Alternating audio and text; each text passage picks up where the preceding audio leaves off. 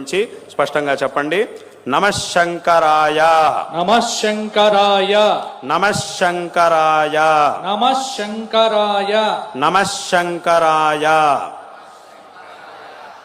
అందరూ కూడా ఈ నమఃశంకరాయ అనేటటువంటి ఈ మంత్రాన్ని ప్రతిరోజు తప్పకుండా 108 సార్లు జపించి ఆ తర్వాత మీ పనులు ఏవైతే ఉంటాయో ఆ పనులకు వెళ్ళండి. తద్వారా విశేషంగా ఆ భగవద్ అనుగ్రహం అందరికీ కూడా లభిస్తుంది. అందుకే శంకరాచార్యుల వారిని శంకర అనేటటువంటి పేరుకే అర్థం ఏమిటి అనంటే, శం అంటే అందరి యొక్క శ్రేయస్సు, దాన్ని శం కరోతి ఇది శంకర అంటే ఏమిటి, అందరికీ కూడా శ్రేయస్సుని కలిగించేటటువంటి వారు అని ఆ పేరు యొక్క అర్థం. ఆ పేరుకున్నటువంటి అర్థమే ఇది. కాబట్టి ఈ నామాన్ని, ఈ మంత్రాన్ని ప్రతిరోజు అందరూ కూడా చక్కగా జపించడం ద్వారా అందరికీ కూడా సకల మంగళాలు లభిస్తాయి అనేటటువంటి విషయంలో ఏమాత్రం సందేహం లేదు.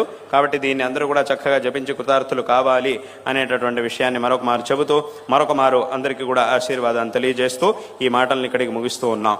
హర నమః పార్వతీపతయే, హర హర మహాదేవ.